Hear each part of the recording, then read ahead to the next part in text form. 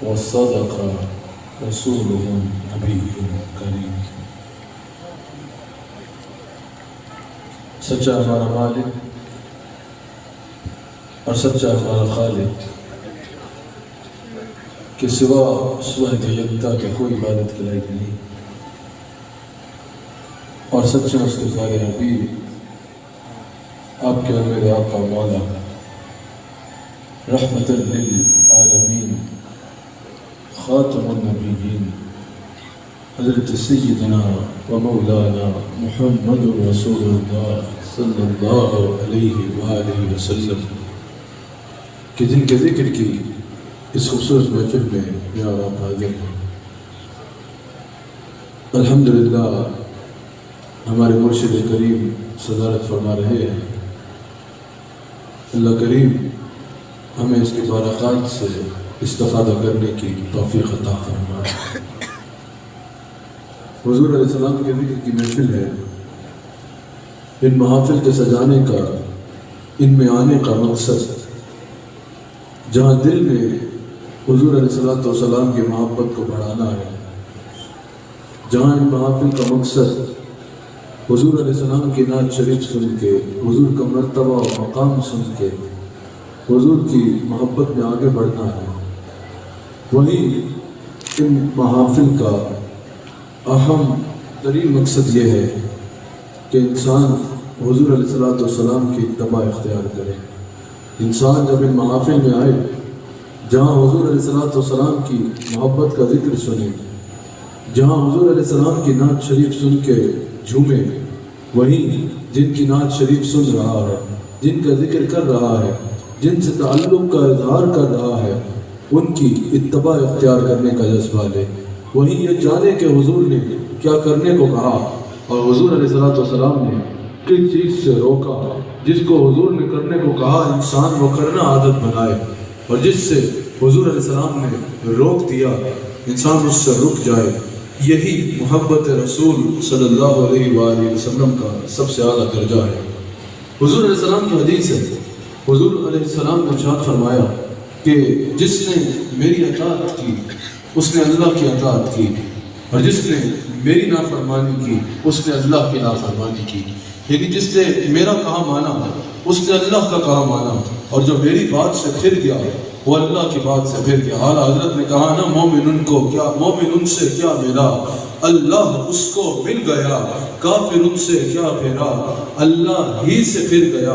حضور علیہ السلام نے فرمایا کہ جس نے میری اطاعت کی اس نے اللہ کی اطاعت کی، اور جس نے میری نافرمانی کی اس نے اللہ کی نافرمانی کی۔ جب حضور علیہ السلام نے یہ ارشاد فرمایا نا، جو میں نے خطبے میں آیت تلاوت کی اس کا شاید نزول بھی یہی ہے، جب حضور علیہ السلام نے یہ ارشاد فرمایا تو جو منافق تھے نا انہوں نے کہا معاذ اللہ یہ کیا چاہتے ہیں، معاذ اللہ انہوں نے یہ کہا کہ یہ کیا چاہتے ہیں کہ ہم بھی ان کی طرح شرک کر لیں جس طرح عیسائیوں نے حضرت عیسیٰ علیہ السلام کے لیے کیا۔ یہ کیا فرما رہے ہیں، یہ کیا کہہ رہے ہیں کہ جس نے میری بات مانی اس نے اللہ کی بات مانی، اور جس نے میری بات کا انکار کیا اس نے اللہ کی بات کا انکار کیا۔ یہ کیا کہہ رہے ہیں؟ جب منافقوں نے اس میں شک ڈالنے کی کوشش کی نا اپنی دانست اپنی اوقات کے مطابق، اللہ کریم نے قرآن کریم کی آیت نازل فرما دی۔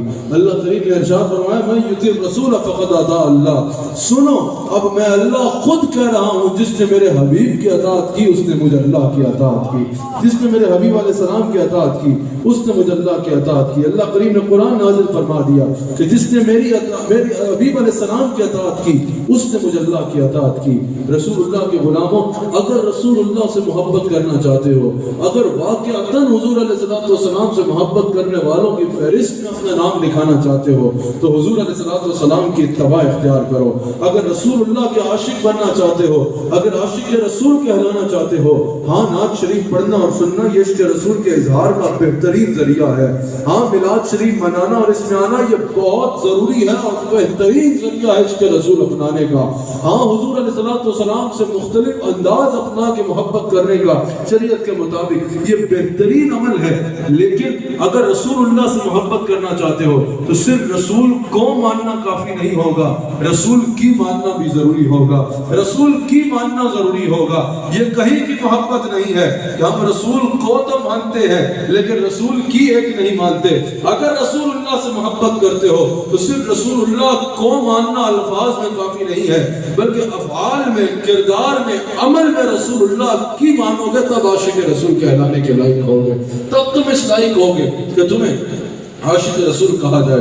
حضور علیہ السلام ارشاد فرماتے ہیں، اب بعض لوگ کہتے ہیں نہیں بھائی ہم تو اس طرف نہیں جاتے، یہ مولویوں کی باتیں ہیں، یہ ان لوگوں کی باتیں ہیں، ہم اس طرف نہیں جاتے، ہم بس اور دنیا کے لوگ ہیں. حضور نے فرمایا نا کہ شفاعت الکبائر من امتی، کہ میری شفاعت جو ہے میری امت کے بڑے بڑے مجرموں کے لیے ہے. ہم بس نعت شریف منا لیتے ہیں، نعت شریف سن لیتے ہیں، اسی ملنگ سائی لوگ کا اسی ان کی بخشے جانا ہے. بھائی ایسی بات نہیں ہے. حضور نے اس لیے نہیں فرمایا کہ میری شفاعت امت کے بڑے گناہ گاروں کے لیے ہے کہ امت گناہوں پہ معاذ اللہ ڈھیٹ ہو جائے، بلکہ اس لیے فرمایا ہے کہ کوئی جتنا کمزور ہوتا ہے اس کو اتنے ہی سہارے کی ضرورت ہوتی ہے. اس سے مراد یہ ہے کوئی جتنا بڑا مجرم بھی کیوں نہ ہوا، جتنا بڑا گناہ گار بھی کیوں نہ ہوا، جب توبہ کر کے میری بارگاہ میں آ گیا سچی توبہ کر کے تو اس کا بخشوانا پھر میرے ذمہ کرم پہ ہوگا.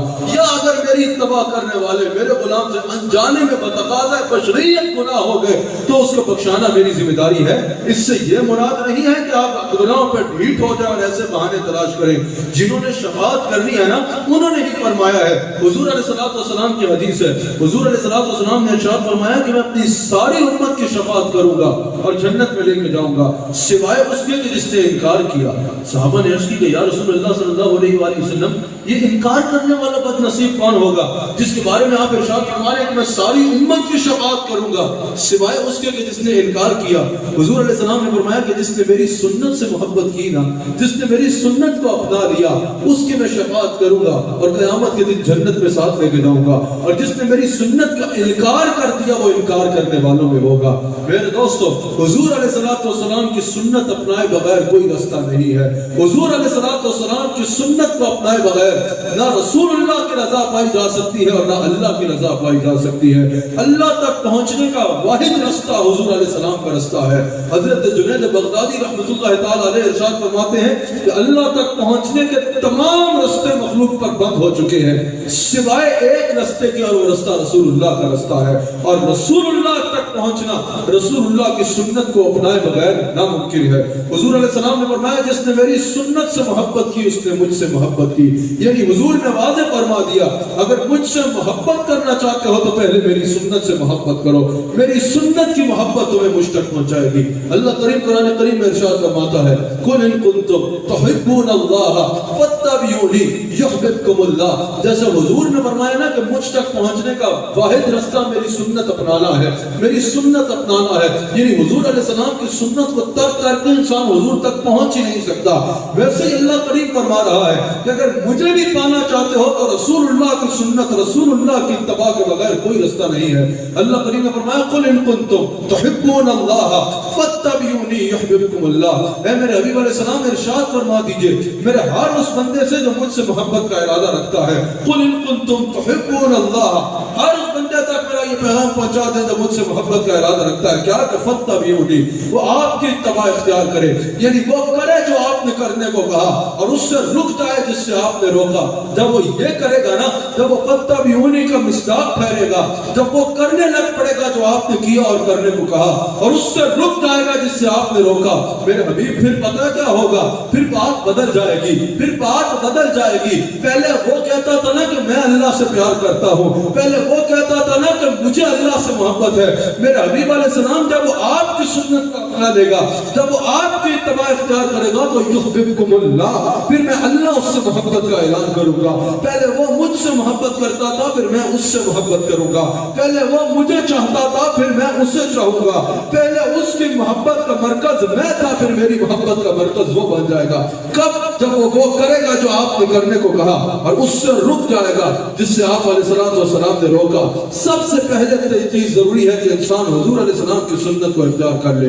ہم آج ہمارے سے کوئی پوچھے کہ رسول اللہ کے نام پر جان دینے کو تیار ہو تو بالکل ایک دم سینہ تان کے بولیں گے ہاں بالکل، جان قربان، مال قربان، اولاد قربان، یہ بھی قربان وہ بھی قربان. یہ بڑا ضروری ہے. یہ حضور نے خود فرمایا ہے تب تک کوئی کوئی مومن نہیں ہو سکتا جب تک وہ اپنی جان، مال، اولاد، اپنے عزیز، اپنے مال، اپنی ہر چیز سے زیادہ مجھ سے پیار نہیں کرتا۔ یہ بہت ضروری ہے، لیکن یہ صرف دعوے کی حد تک نہیں ہے، یہ صرف فارمیلٹی نہیں ہے، یہ صرف خانہ پوری نہیں ہے کہ محفل میں نعرہ لگا غلامی رسول میں موت بھی قبول ہے، سب نے سینہ تان کے شور مچا کے کہا موت بھی قبول ہے۔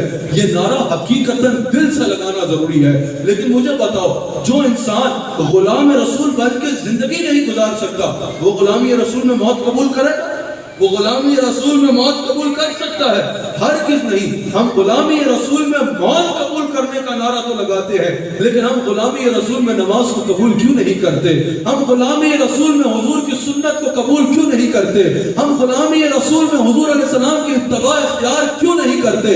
ہم سر کٹانا تو رسول اللہ کی غلامی میں نعرہ لگا دیتے ہیں کہ کٹا لیں گے، لیکن زندگی حضور علیہ السلام کے بتاؤ ہوئے رستے پہ کیوں نہیں گزار سکتے؟ بتاؤ، جو بازار میں کم تول رہا ہے، جو جھوٹی قسمیں کھا کر مال بیچ رہا ہے، جو لوگوں کا لوانہ کھینچ رہا ہے، جو غرباء اور مساکین پہ ظلم کر رہا ہے، جو لوگوں کو زبان یا ہاتھ کے ذریعے تکلیف پہنچا رہا ہے، جو بازار میں جو ہے وہ کم تول رہا ہے، جیسا میں نے کہا، جو کسی کے لیے نفع کا باعث نہیں بن رہا بلکہ لوگوں کے لیے تکلیف کا باعث بن رہا ہے، جو شریعت کے اوپر پورا نہیں اتر رہا، جو حضور علیہ السلام کی سنت نہیں سجا رہا، جو حضور علیہ السلام کے بتائے ہوئے رستے پہ نہیں چل رہا، جو فرائض ادا نہیں کر رہا، وہ کہاں سے کہے گا کہ میں غلامی رسول میں موت بھی قبول کروں گا؟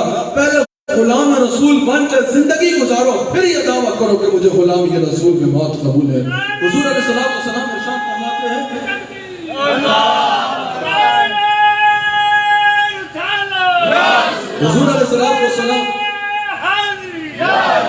حضور علیہ السلام ارشاد فرماتے ہیں کہ اس وقت تک کوئی مومن نہیں ہو سکتا۔ محافل میں، بیانات میں حضور علیہ السلام کی شان بیان کر کے ذوق میں آنا، کیفیت میں آنا، ایک جس کو ماحول کہتے ہیں ہم، وہ بھی بہت ضروری ہے۔ الحمدللہ ہم لاکھوں کے بندے میں سما باندھتے ہیں، لیکن سب سے زیادہ ضروری ہے کہ پہلے انسان وہ سیکھے جو سیکھنے کو حضور علیہ السلام نے فرمایا۔ پہلے انسان ویسا بنے جیسا عاشق رسول کو ہونا چاہیے، پھر ان کیفیات کو لے تو ان کا لطف صرف بدن کو نہیں بلکہ ان کا لطف جو ہے وہ روح کو وجد میں لے آئے گا انشاءاللہ۔ ہمیں صرف بدن کو وجد میں لانے تک غور نہیں دینا، ہم نے روح پہ کیفیت لانی ہے، اور روح پہ کیفیت تب آئے گی جب انسان حضور علیہ السلام کی اتباع اختیار کرے گا۔ حضور علیہ السلام نے ارشاد فرمایا کوئی اس وقت تک مومن نہیں ہو سکتا جب تک وہ اپنی خواہشات کو میری اتباع کے تابع نہیں کر لیتا۔ اللہ اکبر۔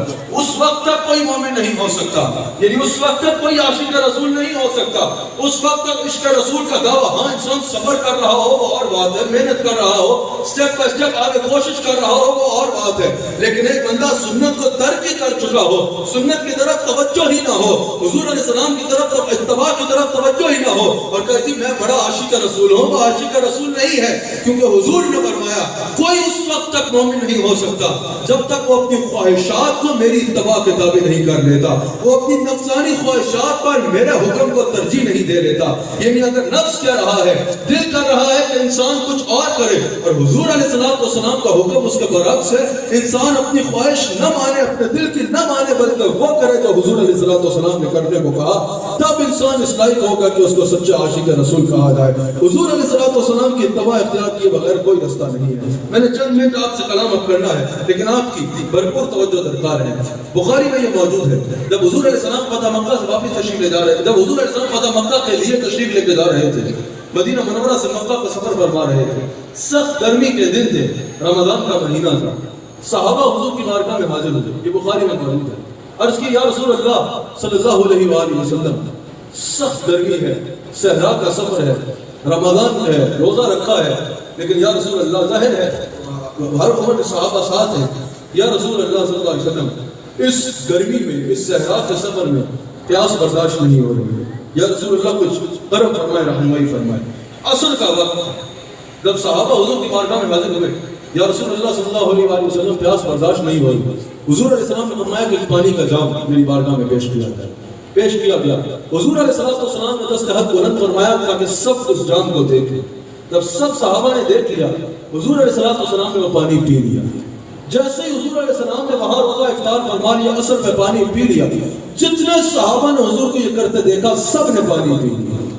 اچھا بعض صحابہ ایسے تھے جن کی نیت میں کوئی جو ہے وہ کمزوری معاذ اللہ نہیں تھی. حضور علیہ الصلوۃ والسلام کا تمام صحابہ، آج ساری امت کا عشق رسول اکٹھا کر لیا جائے حضور کے کسی ایک صحابی کے عشق کے برابر نہیں ہو سکتا. الحمدللہ ہم اہل سنت و جماعت جہاں حضور کے تمام صحابہ اہل بیت کا حیا کرتے ہیں، وہاں حضور کے تمام صحابہ کا حیا کرنے والے ہیں. بعض صحابہ جن کی نیت معاذ اللہ غلط نہیں تھی، نیت بڑی اچھی تھی. نیت کیا کی؟ انہوں نے سوچا کہ عصر کا وقت تو ہو گیا، جب صحرا میں اتنی گرمی میں سفر میں عصر تک ہم نے پیاس کو برداشت کیا تو بھی کچھ ہی دیر رہ گئی ہے مغرب تک انتظار کر لیتے ہیں، پھر پانی پی کر پورا روزہ کریں تو اس کا اجر زیادہ ہوگا کہ اتنی تکلیف میں ہم نے تکلیف کو برداشت کیا صحرا کی گرمی میں. انہوں نے روزہ افطار نہ کیا. جب حضور تک یہ خبر پہنچی نا کہ بعض صحابہ ایسے نیت ان کی بات سمجھ آنے میں سننے میں بہت اچھی لگ رہی ہے نا کہ بھئی ہم مغرب تک روزہ مکمل کرتے ہیں کیونکہ ہم برداشت کر سکتے ہیں. جب حضور تک یہ خبر پہنچی، حضور نے فرمایا انہوں نے گناہ کیا. حالانکہ انہوں نے روزہ مغرب تک افطار کرنے کی نیت کی تھی کہ ہم مغرب پہ افطار کریں گے. حضور نے فرمایا انہوں نے گناہ کیا. جب میں نے پانی پی لیا تو سب کو پانی پی لینا چاہیے تھا. پتہ چلا کہ روزہ، نماز، حج یہ سب ارضی میں آئے، ایک آبادی میں آئے، اور وہ چلا تو بربادی ہے تمہارے لیے. اب جو میں نہ پکڑ لے گا دنیا و آخرت میں وہ کامیاب ہوگا، اور جس نے میری بات نہ مانی دنیا و آخرت میں بربادی اس کا مقدر ٹھہرے گی. سب سے اول چیز یہ ہے کہ انسان حضور علیہ السلام کی اتباع اختیار کرے. حضور علیہ السلام کی اتباع اختیار کیے بغیر کچھ بھی نہیں ہے. انسان وہ کرے جو حضور نے کرنے کو کہا اور اس سے روک جائے جس سے حضور نے روکا. ساری بات حضور علیہ السلام کے فرمان کی ہے. اب یہاں یہ بھی ذہن میں رکھنا، لیکن یہ ذہن میں رہے تم اور میں شریعت کے تابع ہیں. بعض لوگ یہ بیان کرتے ہوئے کہتے ہیں نبی کا یہی تو کام ہے، ہم یہی تو کہتے ہیں. نبی تو صرف معاذ اللہ ایک قاصد کی حیثیت رکھتا ہے، ایک پیغام دینا نبی کا کام ہے. نبی کے پاس اور معاذ اللہ استغفر اللہ کچھ نہیں، نبی نے صرف پیغام دینا ہے. ایسی بات نہیں ہے. تو اور میں شریعت کے تابع ہیں، نبی شریعت کا مالک ہے. تم نے اور میں نے شریعت کے مطابق چلنا ہے، شریعت کے مطابق بولنا ہے، شریعت کے مطابق اٹھنا ہے اور شریعت کے مطابق بیٹھنا ہے. میرا نبی وہ ہے تو شریعت کا مالک ہے. رسول اللہ بولیں گے تو بولنے سے شریعت بنے گی، چلیں گے تو چلنے سے شریعت بنے گی، اٹھیں گے تو اٹھنے سے شریعت بنے گی، اور بیٹھیں گے تو بیٹھنے سے شریعت بنے گی. بخاری میں موجود ہے حضور علیہ السلام نے حضرت سعید بن معلّہ کو آواز لگائی. سعید بن معلّہ کو حضور علیہ السلام نے بلایا. حضرت سعید بن معلّہ کو حاضر ہوتے کچھ دیر ہو گئی. حضور علیہ السلام نے فرمایا سعید بن معلّہ میں نے تمہیں آواز لگائی، میں نے تمہیں بلایا، تمہیں آتے دیر کیوں ہوئی؟ عرض کی یا رسول اللہ نماز پڑھ رہا تھا. اب ظاہر ہے تو یہ بات ٹھیک لگتی ہے نا انسان کو، اگر کوئی بلائے کہ میں حضور کی بات نہیں کر رہا تو اللہ نے یہی فرمایا ہے نماز پڑھو تو ایسی تو غیر کے تصور سے کٹ ہو، غیر کے تصور سے پاک ہو. لیکن یاد رکھنا مصطفیٰ کا تصور غیر کا تصور نہیں، مصطفیٰ کے تصور سے ہی خدا کا تصور ملتا ہے. حضور علیہ السلام نے فرمایا دیر کیوں ہوئی؟ عرض کی یا رسول اللہ نماز پڑھ رہا تھا. حضور نے یہ نہیں فرمایا کہ ٹھیک ہے اچھا کیا کہ نماز مکمل کرنے کے بعد آئے. حضور علیہ السلام نے فرمایا کیا تم نے قرآن کا یہ حکم نہیں سنا کہ جب اللہ اور اس کا رسول بلائے تو دیر مت کرنا؟ اب سوال یہ ہے کہ یہاں بلا رسول اللہ رہے تھے اور حضور فرما رہے جب اللہ اور اس کا رسول بلائے تو دیر مت کرو تاکہ وہ تمہیں زندگی عطا فرمائے. پتہ چلا حضور بتا رہے ہیں رسول اللہ کا بلانا در حقیقت اللہ کا بلانا ہے. حضور نے فرمایا کیا تمہیں یہ قرآن کا یہ تم نے حکم نہیں سنا؟ حالانکہ وہ کہہ رہے میں نماز پڑھ رہا تھا، لیکن حضور نے فرمایا تم نے قرآن کا یہ حکم نہیں سنا کہ جب اللہ اور اس کا رسول بلائے تو فوراً حاضر ہو جاؤ، دیر نہ کرو. اللہ اکبر. پتہ چلا کہ حضور علیہ السلام کی اتباع، حضور علیہ السلام کی بات ماننا یہی دین ہے اور یہی ایمان ہے. اب یہاں پر ہمارے شیخ کے شیخ حضرت خواجہ حبیب الرحمن رحمۃ اللہ علیہ ارشاد فرماتے ہیں کہ اس وقت اگر سعید بن معلّہ یہ کرتے کہ حضور علیہ السلام کے بلانے پہ فوراً حضور کی بارگاہ میں حاضر ہو جاتے، سعید بن معلّہ کی نماز ٹوٹتی نہیں. اگر حضور علیہ السلام سعید بن معلّہ کو بازار بھیجتے کہ سعید بن معلّہ جاؤ بازار میں جا کے یہ چیز کر کے آ جاؤ، یا یہ چیز لے کے آ جاؤ، یا یہ کلام تو میرا کلام پہنچا کے آ جاؤ. حضرت فرماتے ہیں کہ جتنی دیر وہ بازار میں جاتے باتیں کرتے وہ کام مکمل کرتے تو حضور نے دیا، واپس آ جاتے حضور فرما دیتے کہیں سے نماز شروع کرو. ان کا یہ سارا وقت حالت نماز میں گزر رہا تھا، یہ سارا وقت حالت نماز میں گزر رہا تھا اور اس میں پریشان ہونے کی بات نہیں ہے. بتاؤ بخاری کی حدیث نہیں پڑھی کہ حضور علیہ السلام محل مبارک میں ہے, افضل البشر بعد از انبیاء صدیق اکبر امامت کرا رہے ہیں. صحابہ کہتے ہیں حضور علیہ السلام نے محل کا پردہ ہٹایا. صحابہ کہتے ہیں کافی دن گزر گئے تھے, ہم حضور کو دیکھنا چاہ رہے تھے, حضور کو دیکھنے کو بے چین تھے. صحابہ کہتے ہیں جیسے ہی حضور نے پردہ ہٹایا حضور کا چہرہ کھلے قرآن کی طرح چمک رہا تھا. صحابہ کہتے ہیں ہم نے ارادہ کیا نمازیں توڑے اور جا کے مصطفیٰ کے قدموں سے لپٹ جائے. اب مجھے بتاؤ, مسجد نبوی جو گئے ہیں انہوں نے دیکھا ہوگا, اگر یہاں حضور کا منبر ہے, یہاں کعبہ ہے, تو بالکل اس جانب حضور کا حجرہ مبارک ہے. اب بتاؤ اگر کچھ سامنے دیکھ رہا ہو تو اس کو یہاں نظر آئے گا کچھ؟ ہرگز نہیں. پتہ چلا کہ صحابہ نے جب حضور نے محل مبارک کا پردہ ہٹایا, صحابہ کہتے ہیں ہم نے نماز کی حالت میں دیکھا رسول اللہ کا چہرہ کھلے قرآن کی طرح چمک رہا تھا. یہ بخاری میں موجود ہے. پتہ چلا کہ یہاں دیکھ کے ہی نظر آ سکتا ہے, اگر منہ سیدھا ہو تو صرف نظریں گھما کے بھی چہرہ نظر نہیں آئے گا. صحابہ نے نماز کی حالت میں رسول اللہ کو دیکھا, رخ کعبے سے ہٹا کر رسول اللہ کی طرف کر لیا. رسول اللہ نے یہ نہیں فرمایا نماز ٹوٹ گئی ہے دوبارہ نماز شروع کرو. رسول اللہ نے فرمایا وہیں سے نماز دوبارہ شروع کر لو. میں تو دیکھ رہا تھا تم نماز کیسے پڑھتے ہو. ارے بدبختو, تم کہتے ہو رسول کا خیال آئے تو نماز ٹوٹ جاتی ہے. اہل سنت نے تو بخاری سے یہ عقیدہ لیا ہے رسول کا خیال آنے سے نماز نہیں ٹوٹتی, نماز میں رسول اللہ کا خیال چاہے تو نماز ٹوٹ جائے. خیال مصطفیٰ نہ آئے السلام علیکم ایھا نبی پڑھو گے تو خیال کہاں جائے گا؟ اگر کبھی امام نے پڑھ دیا وما ارسلناک الا رحمۃ للعالمین تو خیال کہاں جائے گا؟ اگر امام نے پڑھا ورفعنا لک ذکرک تو ملا جی خیال کہاں جائے گا؟ اگر امام نے پڑھا لقد جاءکم رسول تو ملا امام کا تیرا خیال کہاں جائے گا؟ اگر امام نے پڑھا وما ارسلناک الا رحمۃ للناس تو خیال کہاں جائے گا؟ اگر امام نے پڑھا ما کان محمد صلی اللہ علیہ وسلم خیال کہاں جائے گا؟ اگر امام نے سورہ توحید بھی پڑھ دی تو قل هو اللہ احد, اللہ احد سے پہلے کل میں خیال کہاں جائے گا؟ اگر تجھے خیال مصطفیٰ پسند نہیں تو خنزیر دین اسلام سے دور بھاگ جا. اسلام پہ تو جہاں دیکھے گا تجھے محمد رسول اللہ کی صفات کی جگہ.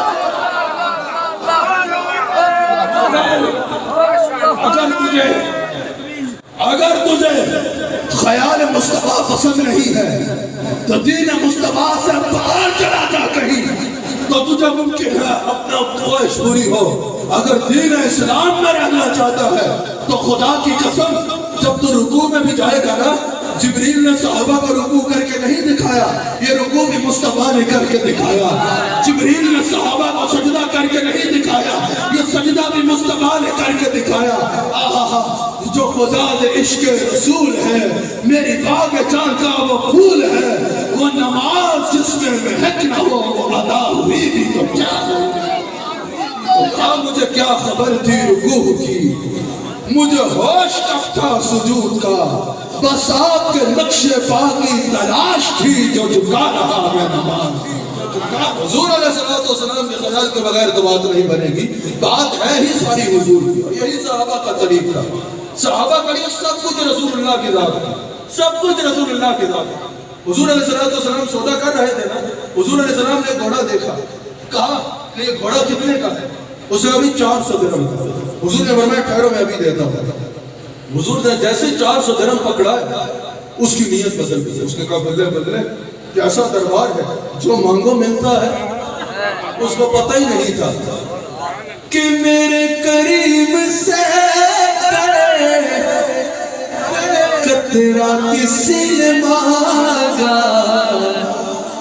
دریا بہا دیے, وہاں دریا بہا دیے, تر دے بہا دیے دریا.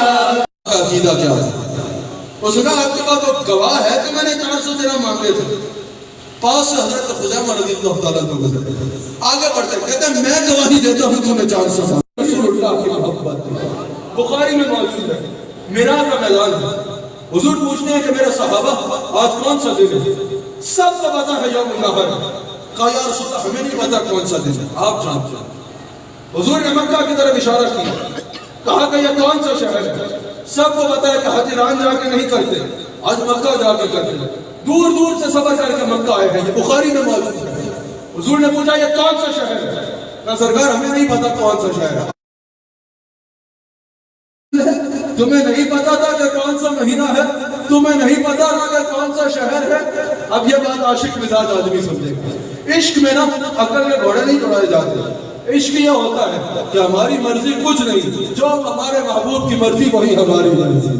اگر وہ دن کو رات کہے تو وہ رات ہے، وہ رات کو دن کہے تو وہ دن ہے۔ عشق میں جو ہے وہ عقل کو نہیں دیکھا جاتا، حبیب کی منشا کو دیکھا جاتا ہے۔ جب پوچھا کہ تمہیں پتہ نہیں تھا کہ کون سا دن ہے؟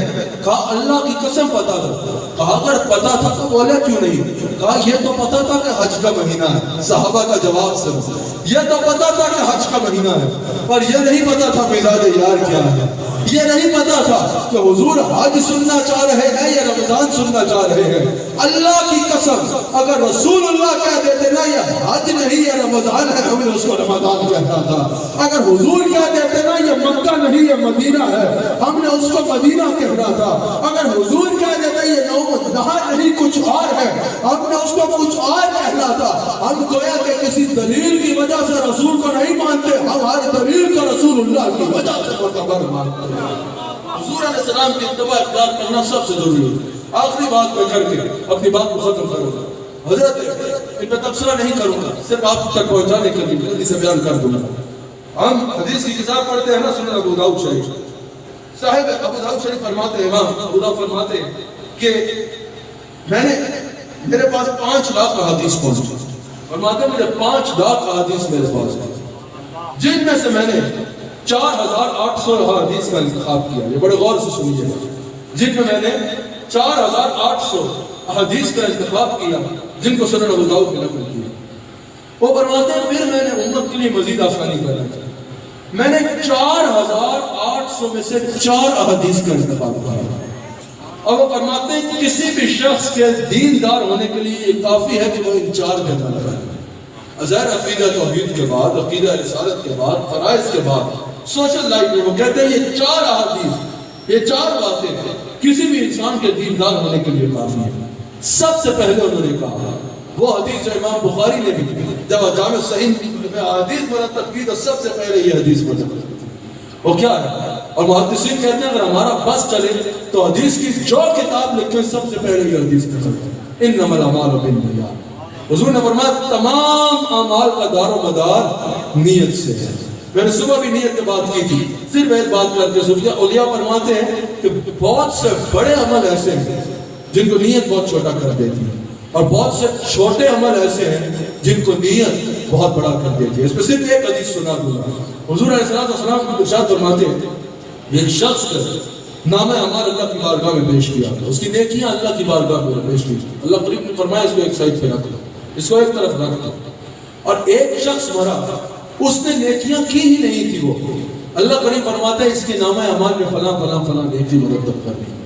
فرشتوں نے عرض کی کہ یا اللہ ایک بندے نے عمل کیا اور تو نے اس کا کیا ہوا عمل قبول نہیں فرمایا، اور دوسرا بندہ یہ ہے اس نے عمل کیا ہی نہیں اور تو نامہ اعمال میں عمل مرتب فرمانے کا فرما رہا ہے۔